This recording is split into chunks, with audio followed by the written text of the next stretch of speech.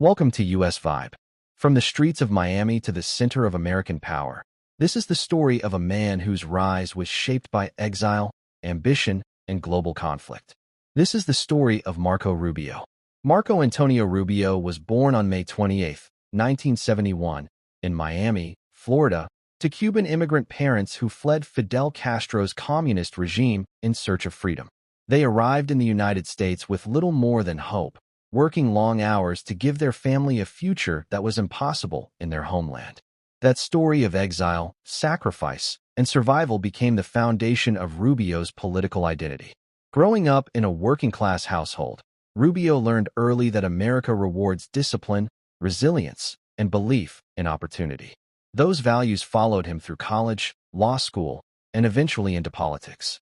He entered public service in Florida, rising quickly through the state legislature, and by 2010, he had done what many thought impossible.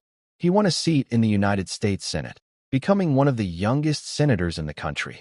In Washington, Marco Rubio built a reputation as a sharp, disciplined conservative voice. He spoke forcefully about national security, communism, and American leadership. His background as the son of Cuban immigrants shaped his hardline stance on regimes like Cuba, Venezuela, and later China and Russia. To his supporters, he was principled and fearless. To his critics, he was aggressive and uncompromising. In 2016, Rubio stepped onto the national stage during the Republican presidential primaries. Though he did not win, the campaign transformed him from a Florida senator into a nationally recognized political figure. After the election, he returned to the Senate stronger, more experienced, and more influential. For more than a decade, Rubio served on some of the most powerful committees in Congress, including Foreign Relations and Intelligence. He became deeply involved in shaping U.S. foreign policy, especially in Latin America and Eastern Europe. His warnings about authoritarianism, communism, and global instability increasingly matched the direction of American political debate. Then came 2025. In January of that year, Marco Rubio was confirmed as the United States Secretary of State by a unanimous Senate vote, 99-0. In a deeply divided political era, that vote sent a powerful message. Rubio became the first Hispanic American to ever hold the office of Secretary of State, marking a historic moment in U.S. history. But Rubio did not step into calm waters. He took office during one of the most unstable periods in modern global politics. Wars were raging, alliances were strained, and America's role on the world stage was under constant scrutiny. Soon after, his influence expanded even further. Rubio was also assigned the role of acting national security advisor, placing him at the center of America's diplomatic and security decision-making. Only one man in modern history had previously held both roles at the same time: Henry Kissinger. With that power came controversy. One of Rubio's earliest and most explosive moments came during discussions about Venezuela. As the U.S. government supported political change in the country, Rubio made it clear that while military action was not the preferred option, it was not off the table. That statement alone sent shockwaves through Washington and across Latin America. Supporters argued Rubio was projecting strength and defending democratic values. Critics warned that his approach risked escalation, instability, and long-term consequences for the region. The debate was fierce, emotional, and deeply political.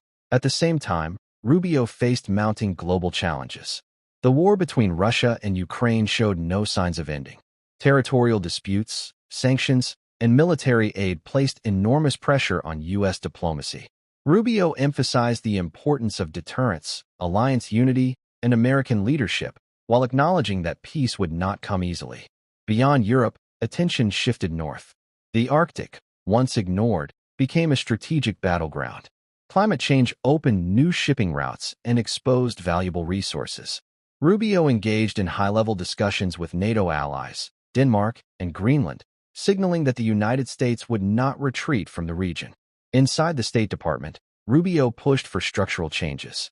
He argued that American diplomacy had become slow, bloated, and disconnected from strategic reality. His critics accused him of politicizing diplomacy. His supporters said he was modernizing an outdated system.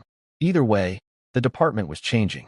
Behind the titles and the power, Marco Rubio remained a deeply polarizing figure. He is a family man, a father of four, and a politician shaped by exile and ideology. He speaks often about freedom, faith, and the dangers of authoritarianism. But he is also a man whose decisions affect millions across borders. As Secretary of State, Rubio does not simply react to global events. He shapes them. Every speech, every negotiation, every warning carries consequences. Allies listen carefully. Rivals calculate their next move. The question surrounding Marco Rubio is no longer whether he has influence. The question is how history will judge that influence. Will he be remembered as a decisive leader who restored American strength and clarity in a chaotic world? Or will he be seen as a hardline figure whose choices intensified global tensions? That answer has not yet been written. What is clear is this: Marco Rubio's journey from the son of immigrants to one of the most powerful diplomats on earth is one of the most consequential political stories of our time, and the world is still watching.